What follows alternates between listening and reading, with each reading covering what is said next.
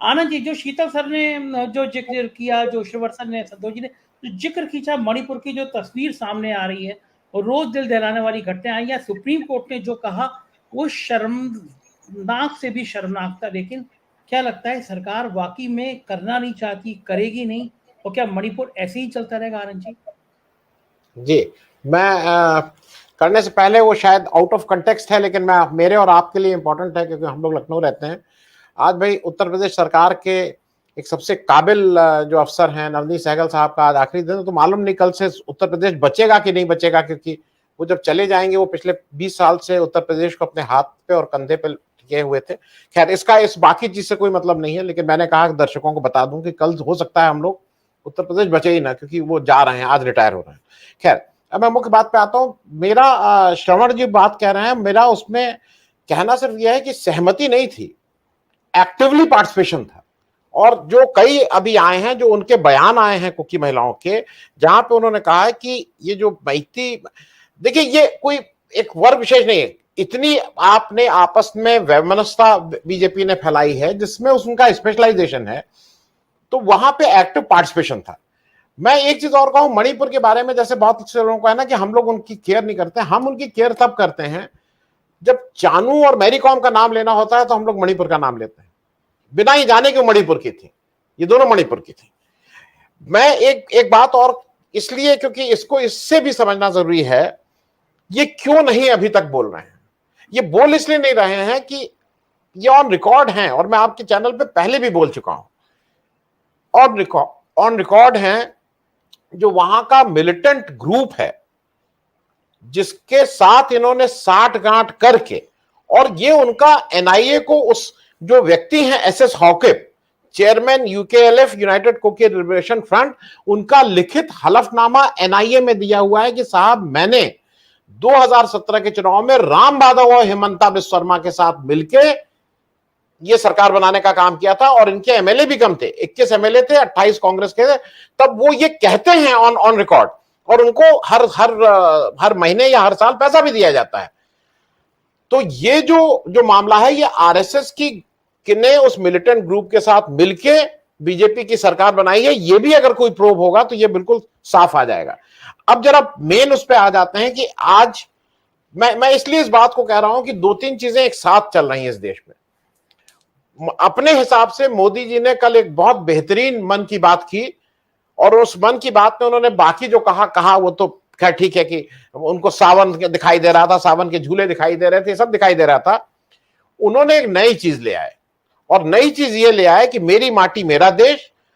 और फिर उन्होंने कहा कि इसको लेके हम अमृत कलश यात्रा निकालेंगे, 7,000 पात्रों में लाएंगे, जो नेशनल वॉर मेमोरियल है उसके बगल में अमृत वाटिका बनाएंगे, और एक भारत श्रेष्ठ। उन्होंने अपना चुनाव प्रचार, मतलब ये मैं उनको, ये अजीब व्यक्ति है जो ऐसे समय भी एक भारत श्रेष्ठ भारत, अमृत कलश यात्रा, चुनाव प्रचार, ये सारा कुछ शुरू कर दिया है।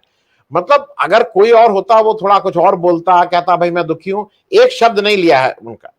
और सिर्फ इन्होंने जो मेरी समझ है उसके अनुसार इन्होंने दो काम किया है, ये मेरी मिट्टी मेरा कलश।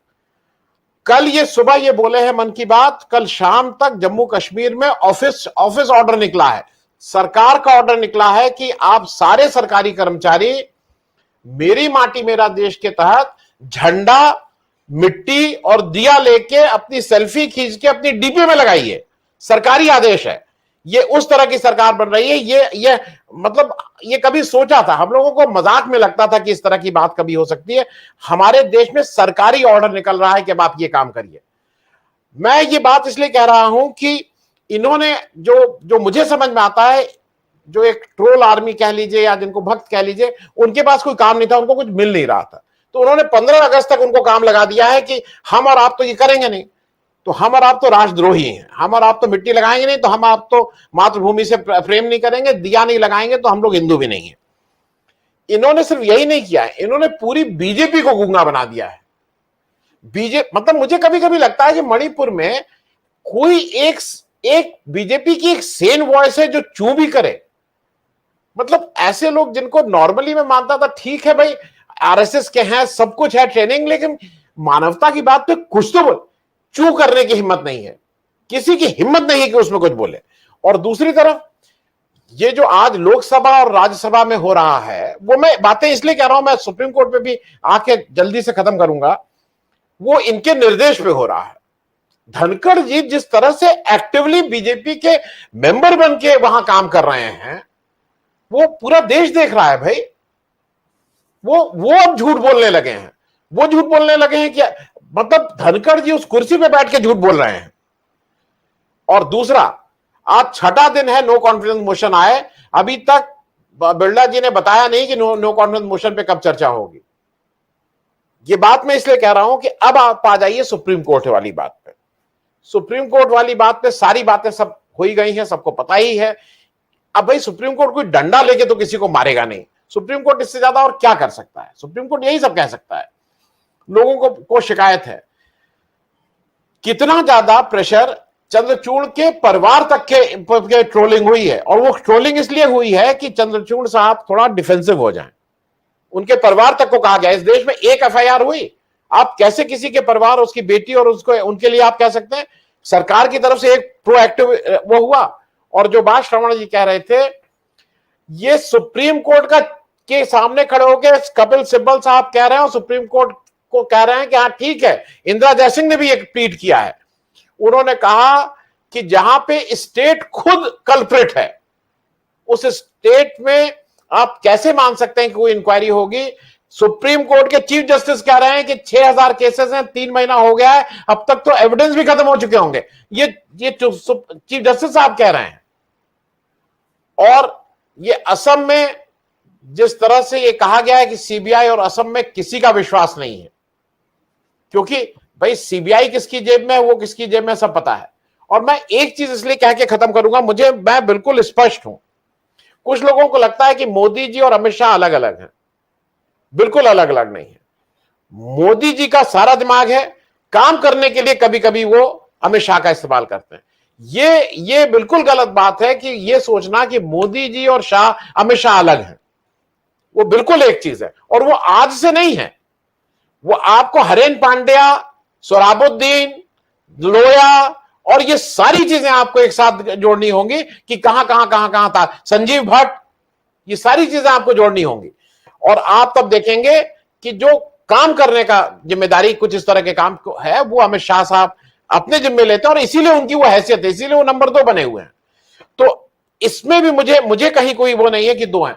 मैं सिर्फ एक बात कह के बात इसलिए खत्म करूंगा क्योंकि समय का आपकी एक सीमा रहती है।